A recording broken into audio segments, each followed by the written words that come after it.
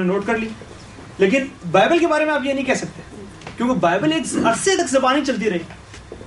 دلوں سے میں منتقل ہوتی رہی زبان در زبان. اب ظاہر ہے جب آپ سنی سنائی باتیں ہیں تو اس میں کتنی باتیں غلط بھی آ سکتی ہیں. یہ وجہ ہے میرا خیال ہے. ظاہر ہے کہ میں کوئی جی یہ جو آپ بات کر رہے ہیں نا, اگر آپ ان کو پڑھیں جو ویسٹرن ہے جی یا جو بائبل والے ہیں, تو وہ یہ کہتے ہیں کہ جو بائبل میں یا تورات میں ہے وہ صحیح ہے. جو قرآن میں ہے وہ یہ ہے کہ جو اس وقت اس زمانے میں غلط ٹریڈیشن لوگوں میں پھیلی ہوئی تھی وہ قرآن میں آئی ہے. ظاہر ہے ہر عقیدے والا یہی کہے گا, لیکن یہاں ایک بات یہ بھی ثابت ہے کہ یہ بعد میں لکھی جمع کی گئی ہے زبانی, اور یہ خود یہ مانتے ہیں کہ پہلے زبانی طور پہ چلی آ رہی تھی,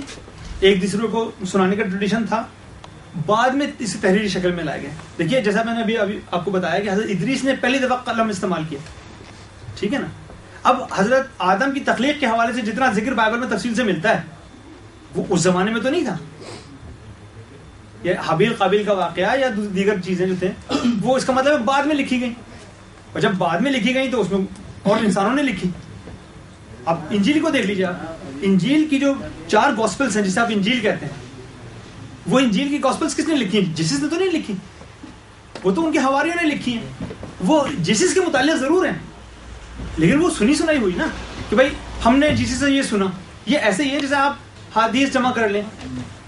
ٹھیک ہے. ایک صحابی رسول ہیں, وہ کہتا ہے کہ میں نے یہ رسول سے حدیث سنی,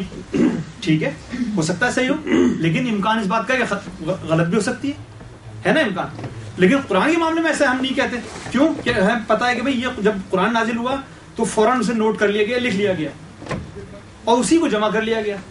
تو یہ بات صحیح ہے, جو بھی جس کتاب پہ ایمان رکھتا ہوگا وہ یہی کہے گا کہ یہی کتاب اصل میں خدا کی کتاب ہے, یہی الفاظ خدا کے الفاظ ہیں. اگر وہ یہ نہ مانے تو اس کا ایمان ہی ختم ہو جائے گا. ظاہر ہے ہر آدمی یہ دعویٰ کرے, اگر میں یہ ایمان نہ رکھوں کہ جو قرآن میں الحمدللہ سے لے کے والناس تک جو کچھ ہے اللہ کا کلام ہے, اگر میں یہ نہ مانوں تو میں مسلمان ہی نہیں رہوں گا. اس کے علاوہ یہ کہ جو بائبلس کے جو مختلف ایڈیشنز مختلف ممالک سے ہیں ان میں خود آپس میں فرق ہے. جب قرآن کا آپ کوئی بھی ایڈیشن اٹھائیں ترجمے میں تو فرق ہو سکتا ہے, ظاہر ہے وہ انسان, لیکن اس کے متن میں قرآن کے متن میں وہ ایجپٹ کا ہو, عراق کا ہو, سعودی عرب کا ہو, ایران کا ہو, کہیں اس کے وہ تو وہ توپ کابی میوزیم میں ہم دیکھ کر آئے وہاں استنبول میں, وہ ہاتھ کے لکھے ہوئے, دلی کے ہاتھ کے لکھا ہوا قرآن موجود ہے. مطلب اس وقت کے زمانے کے قرآن موجود ہے, مثلا وہ جو تحریری طور پہ موجود ہے, تو اس میں تو یعنی اب آج میچ کر لیجیے آپ, وہ ٹھیک ہے اعراب وغیرہ بعد میں لگائے گئے, لیکن قرآن تو ایسے چیز تو شروع سے چلا آ رہا ہے. لیکن حیدر بھائی پھر ایک سوال یہ ذہن میں پیدا ہوتا ہے کہ جس وقت ہم کتاب کو خدائی کتاب مانتے ہیں, کتاب مقدس مانتے ہیں, اور ساتھ میں ہم ڈاؤٹس بھی کرتے ہیں, تو پھر مجھے نہیں سمجھ میں آتی کہ کون سی بات کو ہم صحیح کہیں, کون سی بات کو ہم صحیح, اس کتاب کو کیسے مانتے ہیں پھر ایز اے ہول, بائبل کو جیسے ہم کہتے ہیں کہ یہ ہولی بک ہے, نہیں وہ ہم نہیں کہتے نا, کون سی بک ہے جو ہولی ہے جس میں ہم دیکھیے مثال کے طور پہ جہاں حضرت اسماعیل کا ذکر قرآن میں آتا تو یہ کہا ہوتا ہے کہ حضرت مریم نے اشارہ کیا اسماعیل کی طرف, انہوں نے کہا کہ میں نبی ہوں, کتاب لے کر آیا ہوں. تو کتاب اس وقت ان کے ہاتھ میں تو نہیں تھی. حضرت عیسیٰ کی جب ذکر ہے قرآن میں, وہ کوئی کتاب تو نہیں ان کے ہاتھ میں نہیں پکڑی ہوئی تھی, 3 دن کے تھے اس وقت. مقصد کیا تھا کہ کتاب سے مراد کوئی مطلب کوئی کنکریٹ کتاب نہیں ہے, مطلب وہ وہی ہے جو نازل ہوئی. اب وہ وہی اس شکل میں موجود ہے یا نہیں ہے, یہ ہے. یہ کچھ ریفرنسز ہیں جو ظاہر ہے کہ اس کی تیاری میں مطلب جو ہے وہ آج کل انٹرنیٹ کا بڑا وہ ہے, خاص طور پر یہ ویب سائٹ جو ہے اپنی تنزیل.info بڑی کارآمد ہے. بہت سارے آپ کو یعنی ترجمے قرآن کے جو ہے وہ مل جاتے ہیں, اردو میں, انگریزی میں, فارسی میں, عربی میں, بڑی انٹرسٹنگ مطلب ہے. اور ظاہر ہے کہ ابن کثیر ہے, مولانا مودودی کی تفہیم القرآن ہے, باقر مجلسی کی ہے قصص الانبیاء. یہ بہرحال کتابیں ہیں جس سے اس میں کے لیے جو ہے وہ مدد لی گئی ہے. کوشش تو میری ہے کہ میرے پاس اور مزید یعنی میٹر ہو, کتابیں ہوں تاکہ زیادہ اس سے آدمی کر سکے, لیکن ظاہر ہے کہ یہاں پہ مسئلہ ہوتا ہے کتابوں کی فراہمی بھی. جی میں پوچھنا چاہ رہا تھا کہ جب آپ کہتے ہیں کہ خدا کہتا ہے کہ ان کتابوں کو یقین لائیں جائے جو اس سے پہلے نازل ہوئی ہیں, تو ان کا اشارہ ان کتابوں کی طرف نہیں ہے جو آج کل کی ہیں. یوں بھی کہہ سکتے ہیں آپ یوں بھی کہہ سکتے ہیں کہ بھئی یہ مثلا وہ وہی ہے جو مختلف انبیاء پہ نازل ہوئی ہیں, جو وہ کتابیں کہہ لیجیے, صحیفے کہہ لیجیے. حضرت ابراہیم کے بارے میں ہم کہتے ہیں کہ ان پہ صحیفے نازل ہوئے, اب وہ کہاں موجود ہیں؟ کہیں ہیں. اب یقیناً وہ کہیں بائبل میں کسی نہ کسی شکل میں اگر موجود بھی ہوں, اب ان میں کتنا یعنی کتنی تحریف کتنی تبدیلی ہو چکی ہے اب یہ تو ہم نہیں بتا سکتے نا. تو پھر ویسے بھی جب اتنا وقت گزر جائے تو ظاہر ہے امکانات تو موجود ہوتے ہیں. اور پھر کیونکہ اسلام تو سب سے آخر میں آیا ہے اور ایک ایسے دور میں آیا ہے جب لکھنے پڑھنے کا فن اور ہر چیز مطلب ایجاد ہو چکی تھی. اگر آپ بہت پیچھے چلے جاتے ہیں حضرت ادریس کے زمانے میں یا اس سے حضرت نوح کے زمانے میں تو ظاہر ہے کہ پھر تو یعنی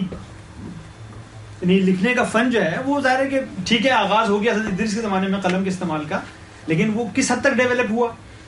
کیا کپڑے پہ لکھتے تھے, درخت کی چھالوں پہ لکھتے تھے, کیا کرتے تھے, چمڑے پہ لکھتے تھے, وہ کتنا لکھ سکتے ہیں آپ ایک چمڑے کی کھال پہ یا کسی جانور کی کھال پہ کتنا آپ کتنے الفاظ لکھ سکتے ہیں؟ تو وہ کچھ آپ کی مطلب بیک گرینسٹنگ جسے آپ نوش میں کہہ سکتے ہیں وہ بھی تو ہے نا. دوسرا جو ہم یہ سنتے ہیں کہ یہ جو اصل کتاب نہیں ہے, جیسے انہوں نے فرمایا کہ جو لکھی تھی انہوں نے اتنی زیادہ خود تبدیلیاں کر لی ہیں واقعات کو اپنے حوالے سے بیان کرتے ہوئے. ابھی دیکھیں اصل چیز رہے نہیں. جی اب میں آپ کو بتاؤں نا, جیسے مثال کے طور پہ اگر آپ اس کو دیکھیے یعنی انجیل کو دیکھیے, میں اس کو تو انجیل میں جو 21 خطوط ہیں یعنی ان کے پاول کے, اب وہ کوئی خدا کا کلام تو نہیں ہے نا. اگر میں نیو ٹیسٹمنٹ پہ جاؤں, اب اس میں نیو ٹیسٹمنٹ یہ جو نیچے لکھے ہوئے ہیں 21 خطوط جو بائبل کا حصہ ہیں آج, کوئی الہامی کتاب تو الہامی کلام تو نہیں ہے نا. تو ایک انسان کا وہ ٹھیک ہے کہ آپ انہیں سینٹ مان لیں آپ, لیکن کیا سینٹ کے الفاظ بھی کوئی خدا کا کلام تو نہیں ہو جائیں گے نا بھئی. ہم حضور صلی اللہ علیہ وسلم کے جو اپنے منہ سے نکلے ہوئے الفاظ ہیں ان کو ہم حدیث کہتے ہیں, اس کو بھی ہم قرآن نہیں کہتے. یعنی ہم ان کو سچا نبی مانتے ہیں کہ جو کچھ ان کے, اور قرآن میں آیت میں موجود ہے کہ جو کچھ وہ کہتے ہیں وہ اللہ کی طرف سے ہوتا ہے, وہ اس کے علاوہ کلام ہی نہیں کرتے. لیکن اس کے باوجود بھی حدیث کے جب معاملہ آتا ہے تو یہاں پہ ہم دیکھیں کتنے ہمارے یہاں گروپس بنے ہوئے. کوئی کہتا نہیں حدیث پہ بالکل ایمان رکھو, کہتا نہیں ہر حدیث پہ ایمان نہیں رکھ سکتے آپ, ٹھیک ہے نا. تو جبکہ حضور صلی اللہ علیہ وسلم کی ذات پہ ہمارا پورا ایمان ہے کہ وہ سچے نبی تھے مثلا, لیکن ہم ان کے لیے بھی حدیث کے معاملے میں ہمارے یہاں بھی اختلافات موجود ہیں کہ بھئی حدیث, لیکن قرآن کے معاملے میں نہیں ہے. اسی طرح اب اگر یہ 21 لیٹرز 27 میں سے 21 خطوط جو ہیں اور ان میں سے 13 خطوط پاول کے لکھے ہوئے ہیں, تو ہم اسے کیسے مان لیں گے یہ الہامی کے کلام؟ ان چاروں کو اگر آپ مان لیں انجیل کو کہ بھئی یہ میتھیو, مارک, لوکس اور جان کی جو انجیل ہے یہ, اچھا اس میں بھی وہ بیان تو یہ کر رہے ہیں نا لوگ کہ حضرت عیسیٰ نے یہ کہا مثال کے طور پہ, ان کے ساتھ یہ واقعات پیش آئے, تو اس میں مطلب وہی ڈائریکٹ نازل ہونا جس طرح ہم قرآن کے معاملے میں کہتے ہیں. قرآن کا جو انداز ہے وہ تو بالکل یعنی دوسرا ہے نا کہ بھئی فرشتہ نازل ہوا ہے, اس نے ایک وہی اور اس نے ایز اٹ از اس کو بیان کر دیا کہ بھئی ابھی میرے پر وہی نازل ہوئی ہے, یہ اللہ نے فرمایا, اور وہ بتا بھی رہے ہیں کہ بھئی یہ قرآن ہے اور یہ میرا کہنا ہے. یعنی وہ یہ نہیں کہہ رہے کہ ہر چیز کو کہہ رہے ہیں کہ یہ سب اللہ کی طرف سے. سٹانک ورسز کے بارے میں جو میرا بنیادی مطلب وہ تھا وہ یہی تھا,